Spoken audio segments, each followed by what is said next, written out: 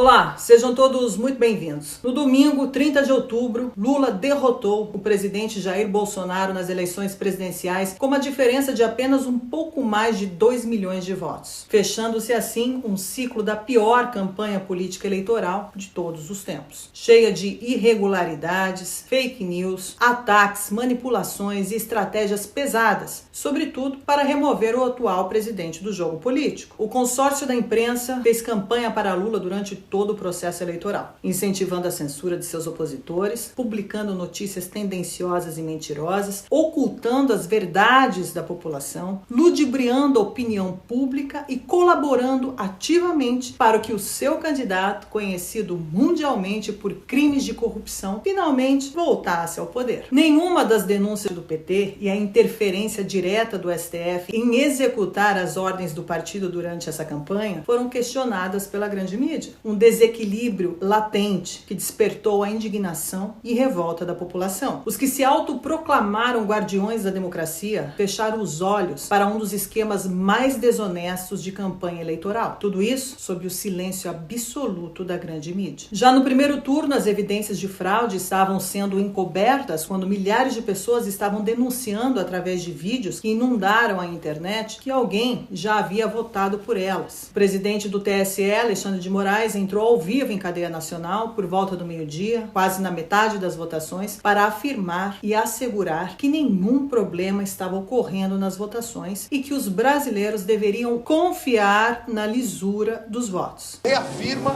a transparência, a segurança, a auditabilidade das urnas eletrônicas. Nós estamos chegando quase à metade do período eleitoral sem qualquer problema, com tranquilidade, a eleitora, o eleitor no Brasil todo e no exterior se dirigindo às urnas, mostrando a confiança na justiça eleitoral. Uma declaração um tanto quanto questionável, vinda de quem conta os votos, não é mesmo? Mas, como o Brasil se tornou um país condenado a esse regime onde a censura e os direitos individuais foram removidos completamente, sobretudo na questão de liberdade de expressão, questionar nesse país virou crime. Notícias relevantes foram varridas para baixo do tapete. Em 11 de outubro, Aldo Furtado de Lacerda foi preso com mais de 2,5 milhões de reais em dinheiro no porta-malas do seu carro, em Julianópolis, no sudeste do Pará. O valor total estava em notas de R$100. A Polícia Rodoviária Federal informou que o condutor tinha credenciais de acesso ao Congresso Nacional e que a apreensão poderia ser a ponta de um iceberg. Mas esse caso foi abafado e ninguém falou mais sobre ele. Outro escândalo foi as agências de pesquisas eleitorais. O Ministério Público Federal deveria ter investigado pesquisas autofinanciadas. Quase 2/3 das registradas no TSE com acusações de serem compradas e tendenciosas, usadas para ludibriar a opinião pública, prejudicando candidatos, além de influenciar diretamente no resultado final dos votos. Mas as denúncias foram arquivadas por serem consideradas bolsonaristas. Alexandre de Moraes disse que nem ele, nem a Polícia Federal e nem o CAD têm competência para apurar o caso. Na decisão, o ministro diz que as investigações do CAD e da Polícia Federal parecem demonstrar a intenção de satisfazer a vontade eleitoral do presidente Jair Bolsonaro. Outra incompetência também declarada pelo Supremo Tribunal Eleitoral foi diante das fraudes das inserções de rádios, o famoso radiolão. Em 24 de outubro, a exatos 6 dias antes do segundo turno das eleições, o ministro das Comunicações, Fábio Faria, e o chefe da comunicação da campanha do presidente Jair Bolsonaro, Fábio Van Garten, convocaram uma coletiva de imprensa para denunciar mais um crime eleitoral. Depois de uma auditoria de 2 empresas, teria sido constatado que 154.085 inserções de TV e rádio de Bolsonaro não teriam sido veiculadas na região Nordeste de 7 a 21 de outubro de 2022. O presidente do Tribunal Superior Eleitoral, Alexandre de Moraes, rejeitou o pedido feito para investigar um suposto boicote por falta de provas críveis e Bolsonaro passou a ser investigado. Curiosamente, no mesmo dia, um funcionário do STE, Alexandre Gomes Machado, servidor responsável por propagandas eleitorais em rádios, foi exonerado do cargo por indicações de reiteradas práticas de assédio moral, inclusive por motivação política. O TSE mandou a campanha de Bolsonaro explicar o pagamento de auditoria para rádios. A Corregedoria Geral apontou a importância de averiguar a origem de recursos usados para a contratação das empresas. vezes, mas o mesmo TSE não impôs nenhum questionamento à campanha de Lula, principalmente sobre os recursos públicos e privados que foram gastos de forma exorbitante. Uma campanha que arrecadou 125 milhões de reais, enquanto a de Bolsonaro totalizou 43,3 milhões. O TSE quer saber como Bolsonaro gastou seus 43 milhões, mas nunca questionou como o Lula gastou e de onde veio o seu orçamento 3 vezes mais milionário, sem contar nas denúncias de recursos recebidos de outros países que nem sequer foram investigados, obviamente. O TSE usou de todos os seus poderes para influenciar diretamente na campanha de Lula. Dias antes da votação final, o TSE removeu grupos das redes sociais que se organizavam para fiscalizar a lisura no processo eleitoral e afirmou que o povo não tem poderes para isso. A jornalista da Globo News informou de forma errônea que a fiscalização do voto é somente de poder da polícia e de autoridades. O TSE, o ministro do Tribunal Superior Eleitoral, Raul Araújo, acaba de determinar a remoção do ar de um site que incentivava apoiadores de Bolsonaro a fiscalizar a eleição com um poder que eles não têm, que é um poder que só cabe à Justiça Eleitoral. Basicamente, esse site era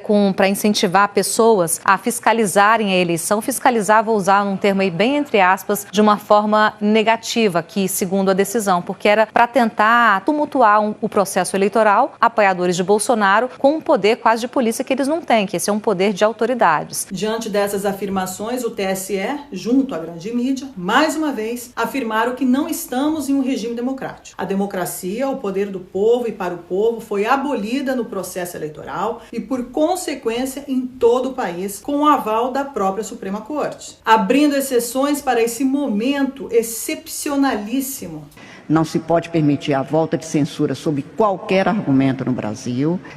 Este é um caso específico e que estamos na iminência de ter o segundo turno das eleições.